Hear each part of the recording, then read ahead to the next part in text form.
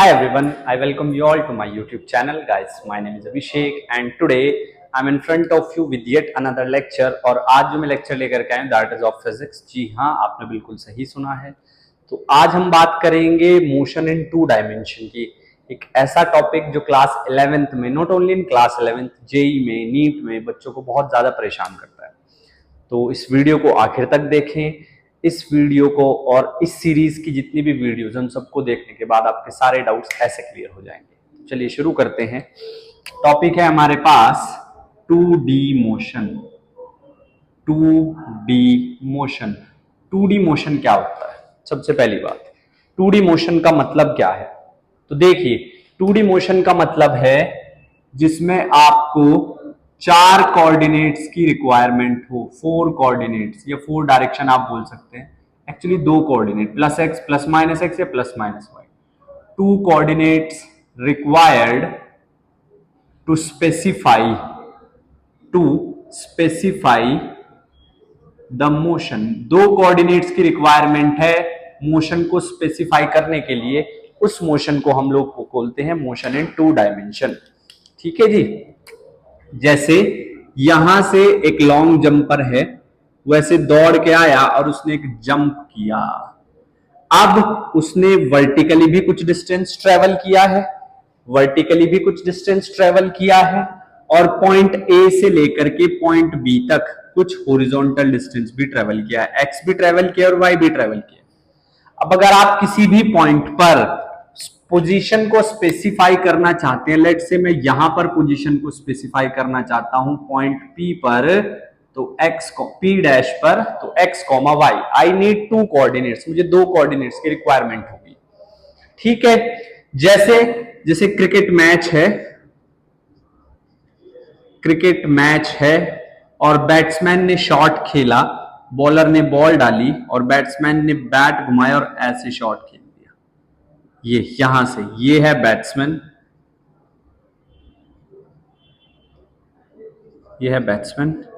और ये है वो ट्रेजेक्ट्री जिस पाथ के अलोंग कोई बॉडी मूव करती है 2D मोशन में, उसको ट्रेजेक्ट्री बोला जाता है। तो 2 डायमेंशनल मोशन का सबसे बेस्ट एग्जांपल है प्रोजेक्टाइल।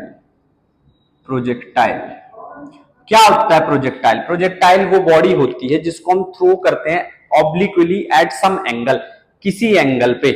ठीक है। प्रोजेक्टाइल जो है दैट इज ऐसा बोल सकते हैं हम, form of motion,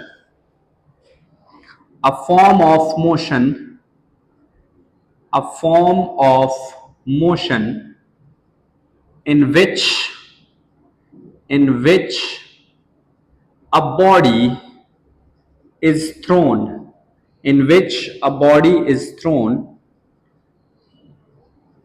obliquely at an angle with respect to horizontal, and it moves under its, या ऐसे लिख सकते हैं, बिकॉज ऑफ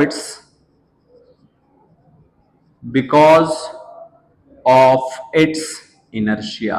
अपने इनर्शिया की वजह से बॉडी फिर खुद ब खुद मूव करे।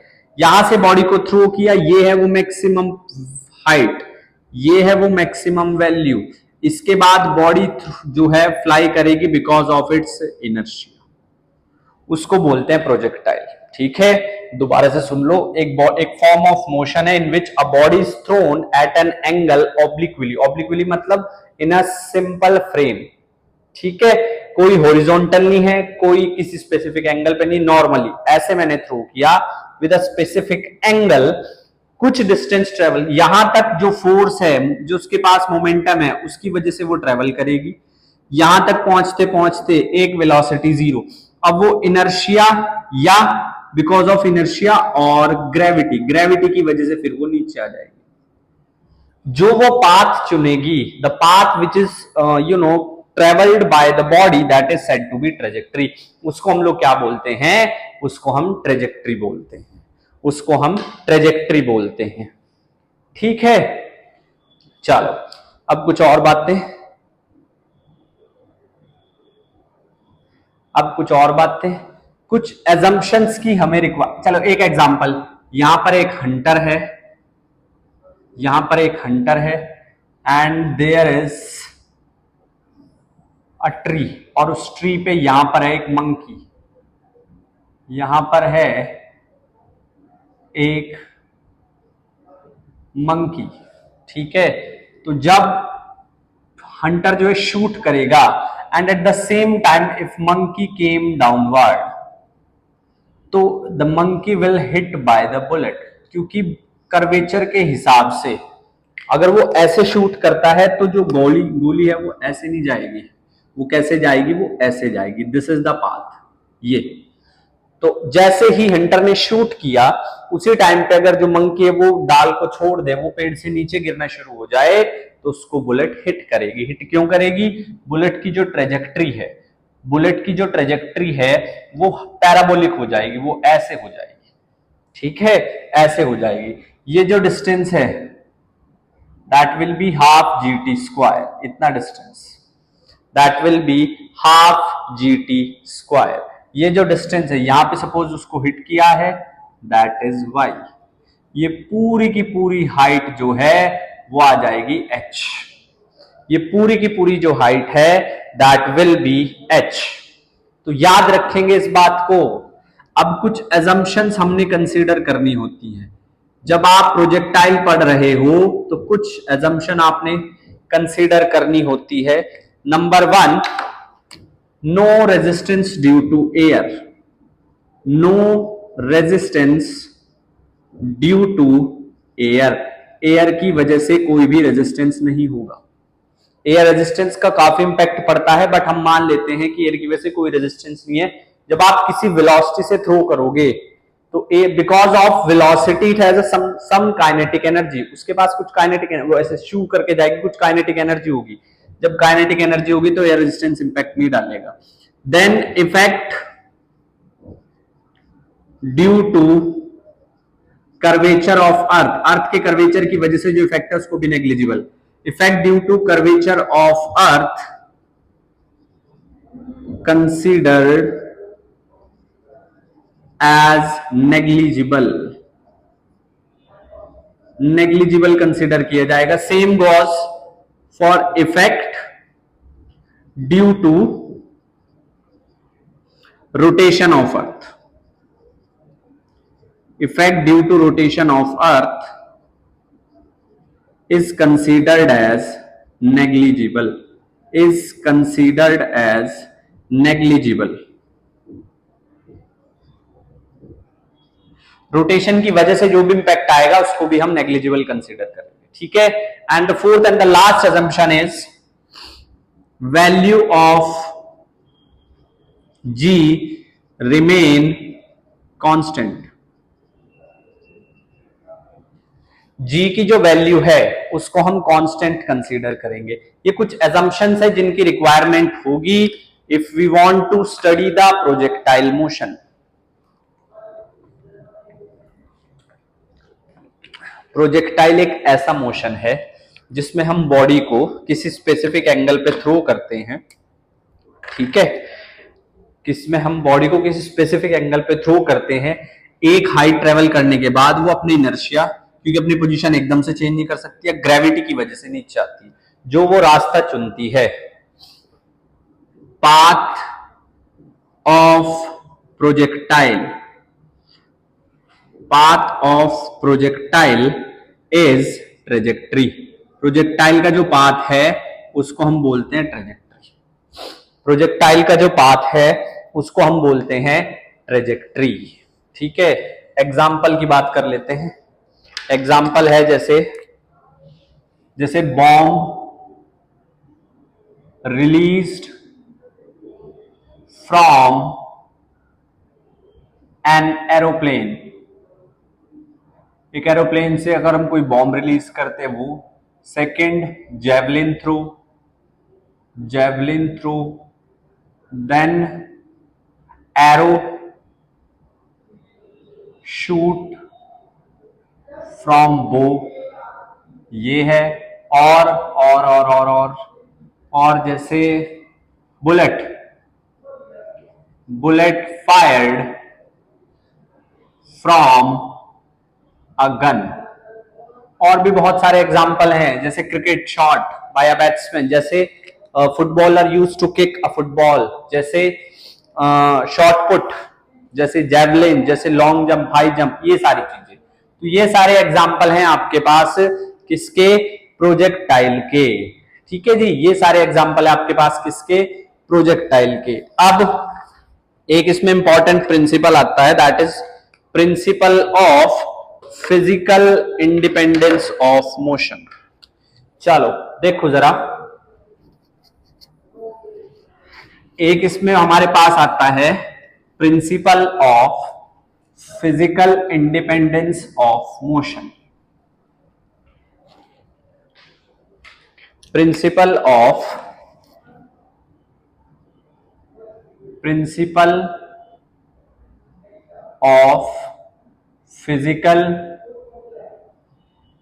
इंडिपेंडेंस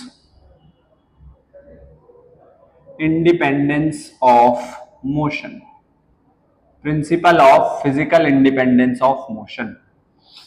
जो मोशन है प्रोजेक्टाइल का, वो दो अलग अलग डायरेक्शन में सेपरेटली पढ़ा जाता है और उनमें वो बिल्कुल इंडिपेंडेंट होता है। ये इसका मतलब है, इसको मैं लिख देता हूं, that is motion of projectile, motion of projectile is in two different direction, so it will be discussed separately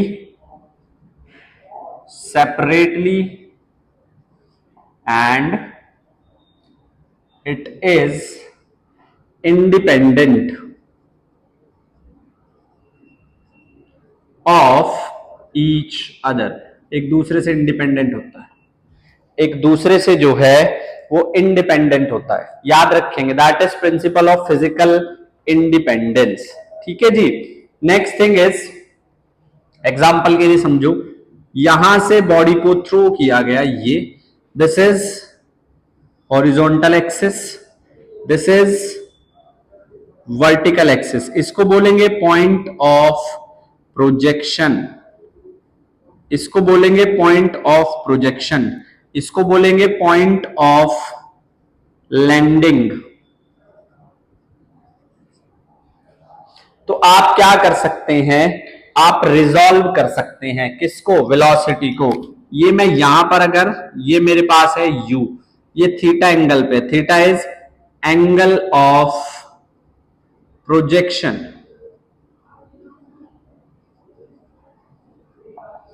angle of projection, this is horizontal component u cos theta, this is vertical component u sin theta. आप resolve कर सकते हैं। ये जो है आपके पास, ये constant होता है, ये कांस्टेंट नहीं होता, दिस इज वेरिएबल। वेरिएबल कैसे है, चलिए अभी दिखा देते हैं। अब आप कहीं पर भी टेंजेंट प्लॉट कीजिए, एक बात याद रखेंगे, this is the maximum height. यहां पे टेंजेंट अगर प्लॉट की, दिस इज थीटा, ये u sin theta, u cos theta. यहां पे टेंजेंट प्लॉट की तो ये थीटा है, u cos theta, u sin theta. अब आप देख सकते हैं, हाफ मोशन से पहले, हाफ मोशन से पहले जो u sin थीटा था वो ऊपर की तरफ था, अपवर्ड डायरेक्शन में। हाफ मैक्सिमम हाइट के बाद नीचे की तरफ है, तो ये चेंज हो रहा है। अब इसको आगे भी प्रूव करेंगे। Principle of physical independence of motion का मतलब प्रोजेक्टाइल का मोशन दो अलग अलग डायरेक्शन में होता है और उसको हम सेपरेटली डिस्कस कर सकते हैं। मैंने आपको एग्जांपल दिया वेलोसिटी से, वेलोसिटी को दो कंपोनेंट में हमने रिजॉल्व कर लिया। ये वाला कंपोनेंट कांस्टेंट है, यहां कोई एक्सीलरेशन नहीं है, तो जो हॉरिजॉन्टल मोशन है, ये जो हॉरिजॉन्टल मोशन है, हॉरिजॉन्टल मोशन जो है ये हमारे पास यूनिफॉर्म है। देख लीजिए, एक ही टाइम पे दो मोशन, एक यूनिफॉर्म है, वर्टिकल मोशन नॉन यूनिफॉर्म है क्योंकि वहां पे एक्सेलरेशन है। Vertical motion is non uniform, non uniform, क्योंकि वहां पे जो है वेलोसिटी चेंज हो रही है, वहां पे जो है वेलोसिटी जो है वो चेंज हो रही है। ठीक है जी, चलिए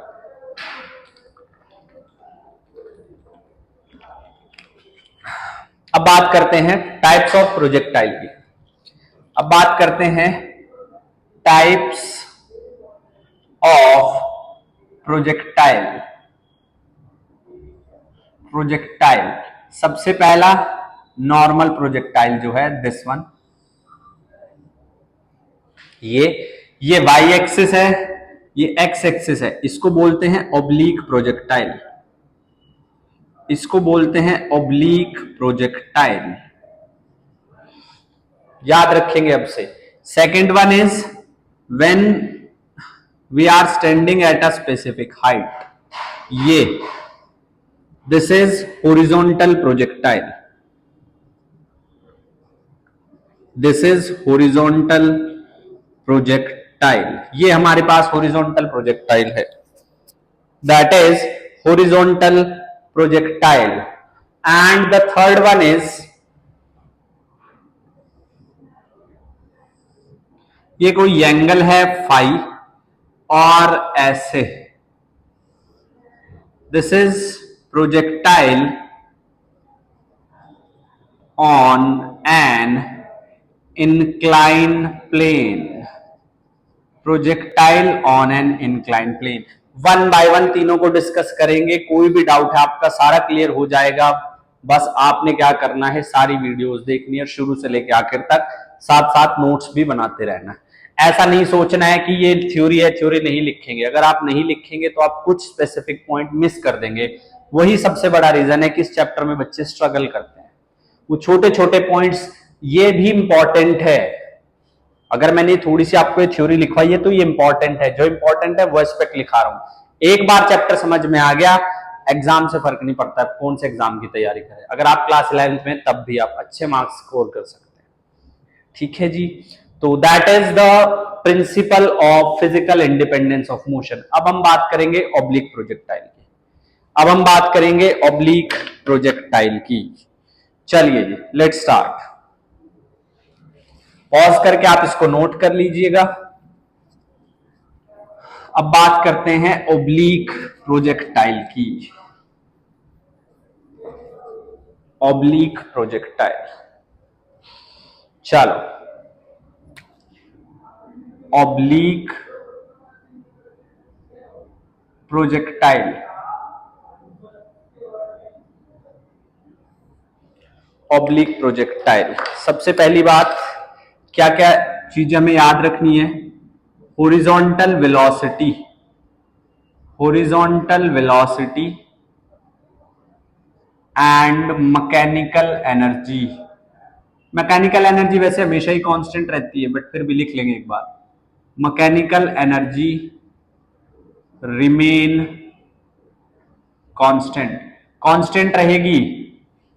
horizontal velocity u cos theta और मैकेनिकल एनर्जी दोनों कांस्टेंट रहेंगी। Point number 2,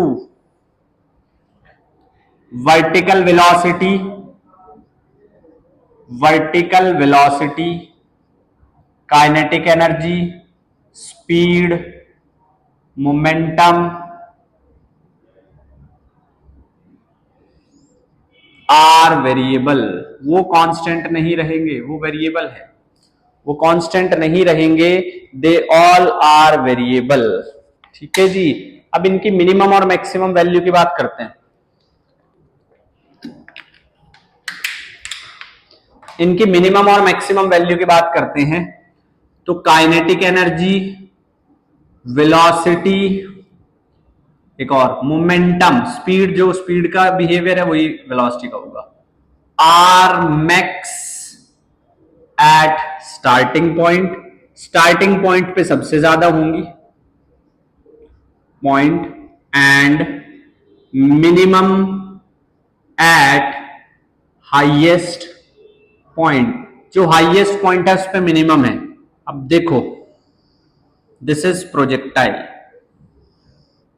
this is projectile, oblique projectile, ये ओब्लीक प्रोजेक्टाइल है, ठीक है, कुछ बातों का ध्यान रखेंगे। क्या क्या?